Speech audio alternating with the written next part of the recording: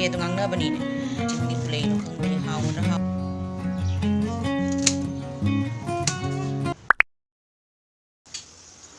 Hi everyone, mayam utaram nokchari mayam ngasidi jamna nungaiba numitni aigi oina mayam ngasidi tum horokoda aigi kenose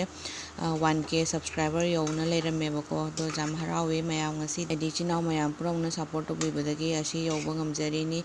do ngasigi blog sidi ai morning dagi hore ichani pagi lunch box seminebako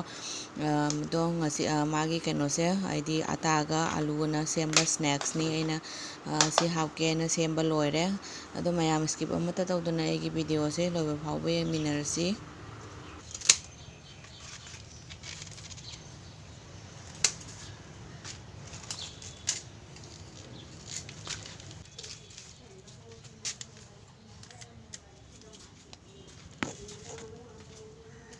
mayam ngasidi ai keno tawge lapu thorogi paknam semge na tawbane bako do mayam na sum mateng sum ujarake jam haina kadi semjaba nate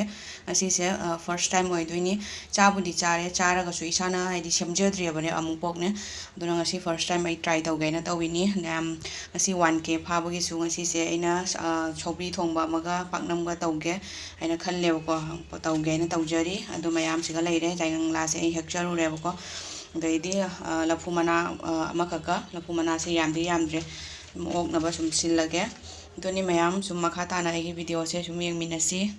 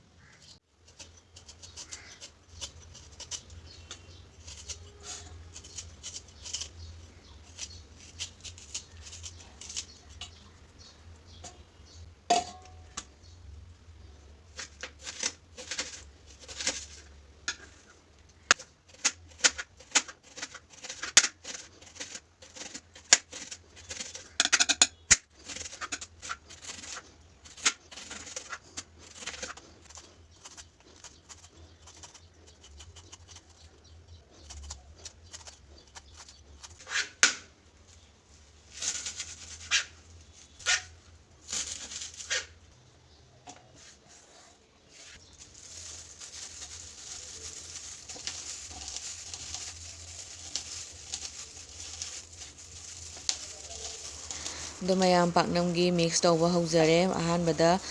moro atekpaga thunga phajana mix tawre dugagi ngari sisu ngari khara hapani ngari se aina khara ngahak lauthokjare aduga sise phajana mix tawrani mix tawraba loiraga kanda jenamga lapu thoroga siga mu phajana nokhairani aduga ising sunga haptabida phajana noidoini mayam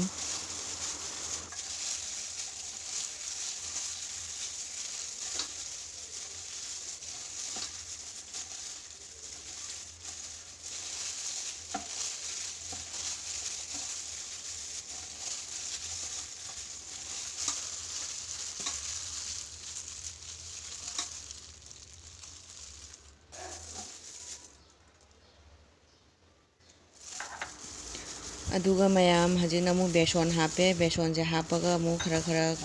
khitang hapaga mu phajana ko mu mix tawine bako changdo keno tawnabagi ado jare huje ising sunga hapte bako ising sunga haptabida magi mahi thorakpaduna phajana mix tawine bako adoni ado ai huje keno da jaingangla da hape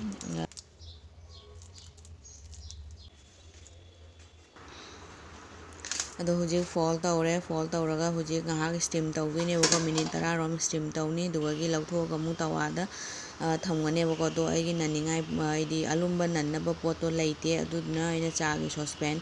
siga ising khara hapaga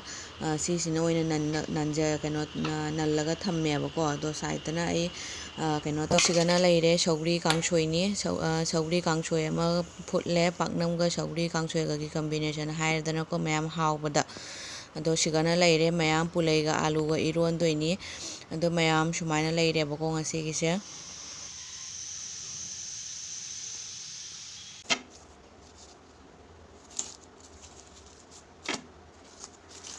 do mulle mayam sumaina leire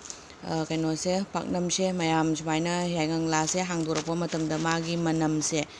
manamse khunungse amani mayam sumaina aidi ahanba kano try tawbanebako paknamse jamna perfect su oire ngasigi paknamse yamasu aidi mawongse malebako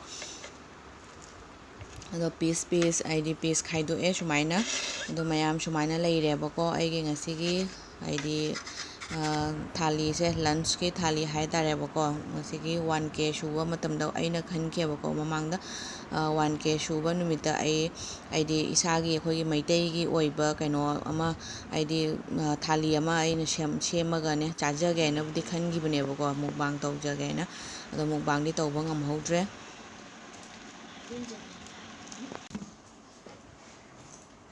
Hi mayam, huji ai momo chage tawri sum keno tawbagi 1k subagi tang kai hai kuno khangre jam ngasi jamna haraure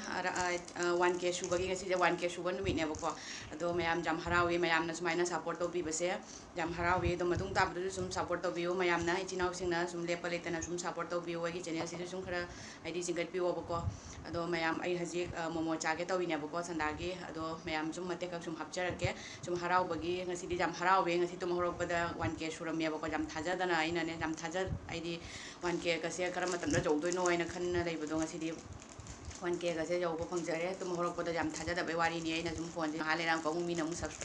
ai taagi do rai na khanna jam ki na ne leijadana ado huji bawiti ai 1k da sum leirebako taadre ai di sub down oidebako do mayam dugi ai mamangda video so ya keno tawbare id ngasi se aina 1k phaba numisiga aina id koigi isagi oiba keno mathel khara thonga chajage na khanbani do chabagi video dei haptrebako thongbagi oina khara share tawre ado huji sandagi momo chage toine bako ado mayam mate kaksum keno tawjage id share tawjage bako ado yangminasi mayam chiga leire momo se chiga leire mayam chutney ga ina loina happe bako sumaina tawraga chutney ga mai hapjare